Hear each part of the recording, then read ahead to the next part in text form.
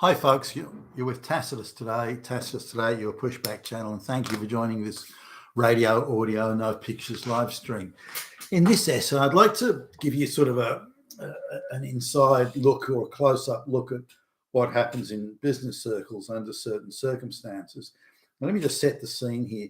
An increasing amount of the Western economies, the economies of Australia, Britain, Canada, United States, an increasing amount is centrally controlled, almost socialistically controlled by the big finance entertainment, the big banks, the BlackRocks, and so on. They pretty much control us, and they set up little closed loop shops.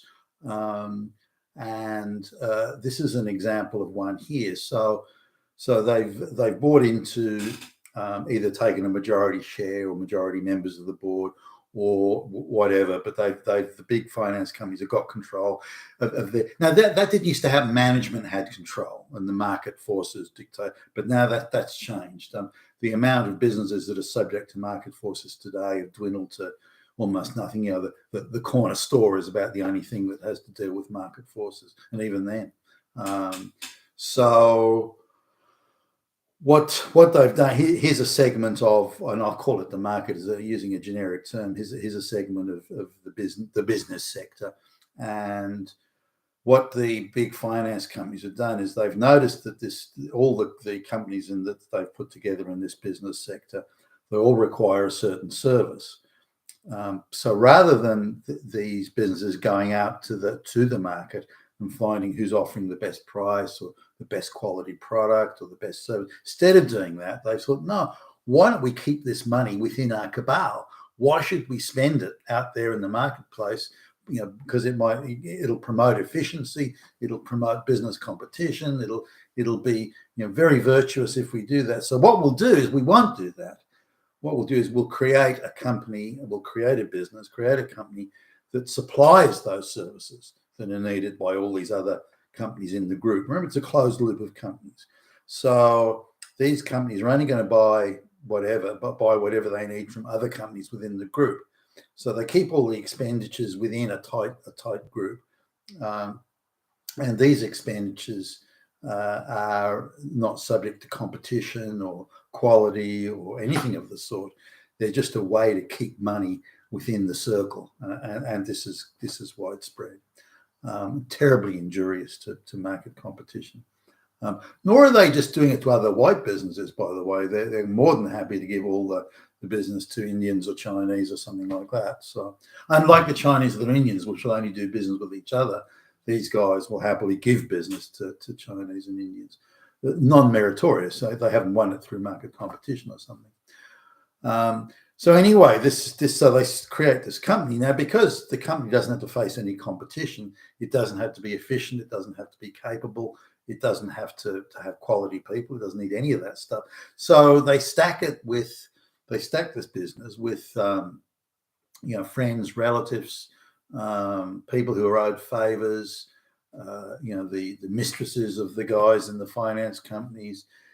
Everybody is there because they know someone, and it's part of a patronage, cronyism type capitalist system. So no one's there because they know what the fuck they're doing.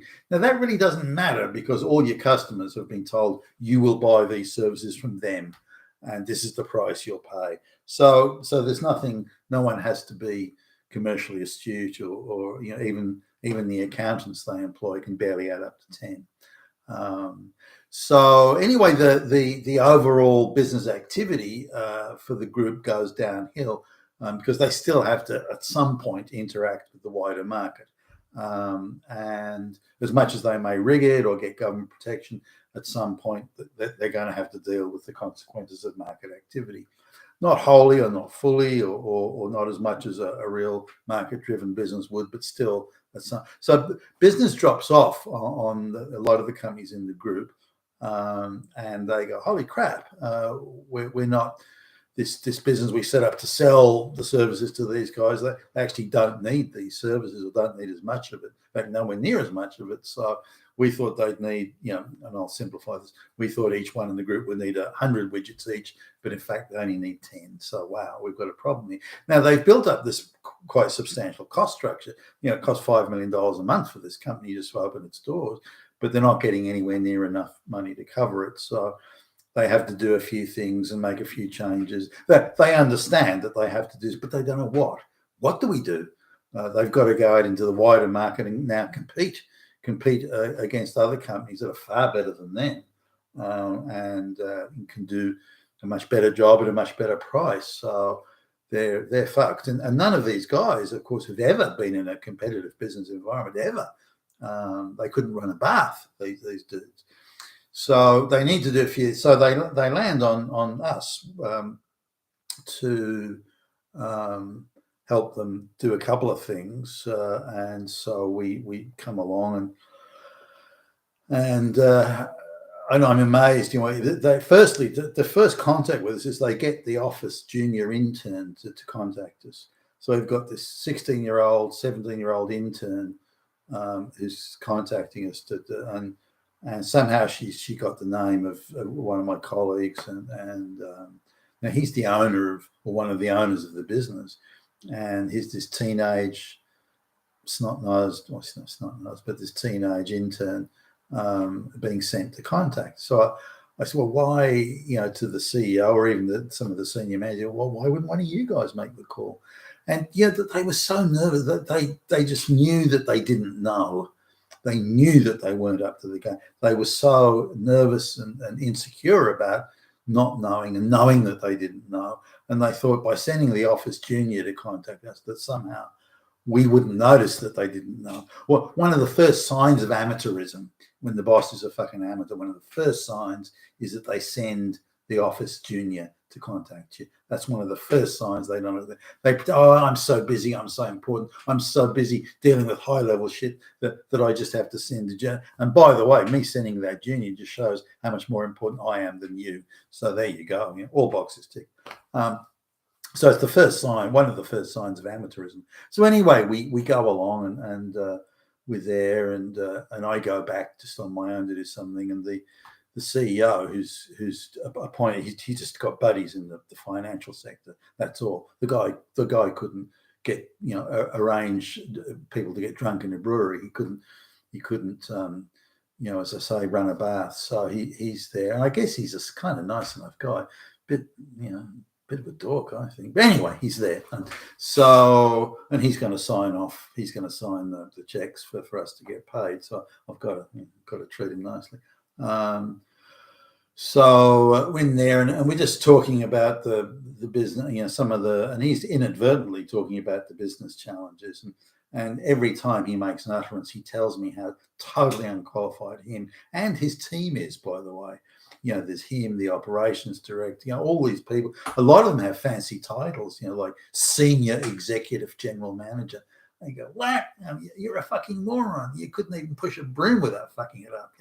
I don't say anything, but I smile and nod along. But it's insane how unqualified these people are. There are tens of thousands of people out there who would all be better qualified. And if they had those people, they wouldn't be in the predicament they're in. But people like that, if they'd been brought in the early stage, they probably would have been kicked out, because the whole company is just one massive incompetent patronage machine. It's crony capitalism on steroids. No one knows what they're doing. Everyone wants to have a nice office and a fat salary, a prestigious title, and go on lots of overseas trips. That's it. So anyway, I'm in there, and they've decided quite rightly that they've got nobody there who knows how to sell. No one who knows how to go out and do the hard work, because they've now got to go out of the little closed loop cabal, and they've got to go into the wide marketplace, and so they need someone who knows how to get out there and knock on the doors and all that sort of stuff. So and they don't know, and they finally come to the realization they don't know. They've had a couple of goes with the people who are inside. They're going out and knocking on the doors, and they've got sort of rebuffed quite strongly, and so they, holy crap, and they're insecure, they're nervous. None of them like being judged, interestingly, too. So you've got these outrageously incompetent, inept people who shouldn't be there, terrified of being judged, which is another sign, by the way, of amateurism. If you're a professional, you don't mind being judged, because if you're a professional, you know your shit, or if you don't know it, and you can be judged by someone who's looking at this is actually the reality here that you have to. Then you've learnt something which makes you in turn more professional and capable. So professional people aren't scared about being judged, unless it's by a black lesbian gender studies professor. That may not work out so well. Anyway, I'm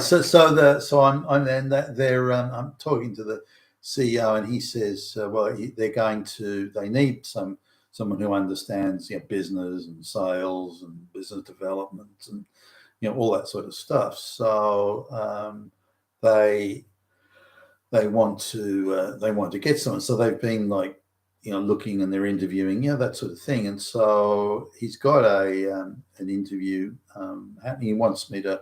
So he says, "Oh, you know a bit about this sort of stuff. Do you want to come in like a silent observer type thing? Give us your opinion at the end." So okay, sure, right. And so they've got some girlie in there who's supposed to be the executive vice president of marketing or something, who doesn't know anything about marketing, knows jack shit. She's screwing some guy in the big finance end of town. That's the only basis for her having that job. So now, because they're also unqualified, there's the operations guy, the CEO, the marketing chick, and someone else and me. And they've got a guy come in about the job. Guy, as far as I can tell, seems like he's got a fair idea of what he's doing, but it's early days. So I think, well, I won't say anything. I was more interested in how they would handle it than what the job, the guy applying for the job might say or not say. So I was in because I knew they'd fuck it up. I mean, I didn't need to discover. It was how bad they would fuck it up. I wanted to just see that the level of absurdity that was in the process here.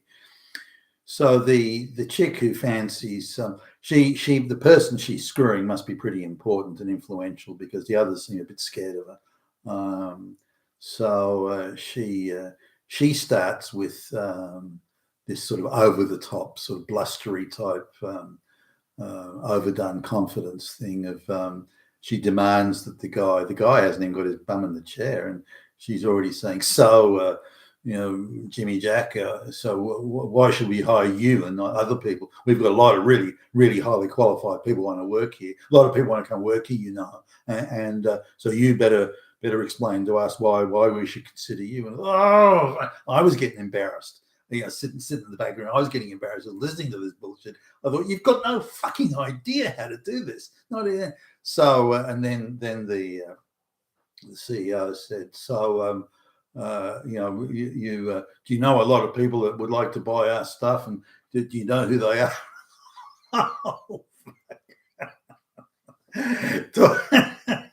And it went on. I mean, that was the standard of question that would come out, and you could see the guy turn for the interview. You think, holy fuck, what am I doing here talking to these idiots? And there was an element of human noir, I guess, in this, but so I didn't say anything, and I'm watching, and it seems like every question there, sometimes they realise the dumb question they'd asked, and instead of trying to come back, trying to ask better questions, they would try and recover the situation by just acting tough rather than trying to be sensible and reasonable. And now the way that you interview, particularly in the situation they're in, the way that you interview people in this scenario is to, especially at that level, is to say, look, these are the challenges we're facing. These are the things we need to do. These are the how can you help us solve these problems? In effect, how can what can you do to make things better for us? And to go through it that way, and then you can find out what the person knows, what they can bring to the table, and those sorts of things. But they didn't do any of that. They were far more concerned with acting tough, and we may not know what we're doing, but we can compensate for that by acting like a bunch of little tough goons. Okay. the woman, the chick was the worst one. Who certainly my observation was the least qualified of all of them. And again, because she's fucking this guy, she probably thinks she can do whatever she wants. once. In fact, she does think that. So there you go. That was it. And I was watching them fuck themselves up. So at the end of it, the CEO actually hadn't realised just how bad it was. And as far as he was concerned, they gave a pretty good account of themselves, and they seemed to see it not as a, finding someone who's going to help them solve the problems they've got. Problems that they do acknowledge, but the extent of it and the reasons for it, they're a bit murky on. But they do know that the cost structure is way more than can be sustained. They do know that they need to bring a lot of business in the door if they're going to, balance out the books. They've got at least that understanding, but they don't have no concept at all about the mechanics of how it would work. So, or how it be put together, or the sort of person that could put it together. Why don't we just hire another friend or relative? And it doesn't matter if they don't know, it's going to make us feel good having them around. They've got these very strange notions as to how the world exists, and I don't think any of them have ever. Or it's not a think. I know that none of them have ever had to earn the job or earn the credentials or sit in front of someone they don't know and convince them that we know what we're doing. They know what they're doing. They've never had to live. They've lived a very entitled life, and they've never really struggled to get ahead. I don't think they've ever done a day's work in their lives. And this was kind of sad to see, because some of these people are in their 40s and 50s, and yet they've never done a day's work in their life. They've never had to produce, create, or build anything. That's insane. And here they are sitting at the very apex of the business. Now, just my estimation of the business is the technology, which they bought from someone else, by the way, the technology is actually quite good. And I think they could do something with it. That it's been allowed to languish is only because they haven't had to compete in the marketplace. Therefore, they've done less than the absolute minimum, and that's been enough to get by until recently. So the CEO is very proud of himself. See, we showed that bum, and they seem to see the interview as really a confrontation. They were going to show this applicant how tough they were. Don't mess with us. We're a bunch of heavy dudes here. We only we're in control here. And all they did again was that bluster just shows what amateurs they are, and it was cringeworthy from beginning to end. So he asked me coming out of it, saying, "What do you reckon? We showed that guy how tough we were," and so I just suggested a couple of things that maybe showing how tough you are isn't how you handle these. Just suggesting. And I didn't want to push it because I didn't want him to think I thought he was an idiot, because we still want to finish off doing the business there. But he didn't. He just shrugged. Yeah. So I don't think they're going to solve anything, and it's quite quite tragic. Then he calls me a day or two later, and he says, "Oh yeah, look, all this hiring, and it's just too much for us, and we don't know, and it's stressful, and so we're going to pay big bucks to some recruitment agency, and they can handle it." But the interesting thing was when he said this, so it'll be their responsibility, not ours. So his whole idea of using a recruitment agency wasn't to get a better outcome or anything like that, but it was so he could avoid responsibility. So if whoever came on board didn't work out, he could go to his master. It wasn't my fault. It was them. They did it. Fuck. You've been with Tacitus today, your Pushback channel. Thank you for listening.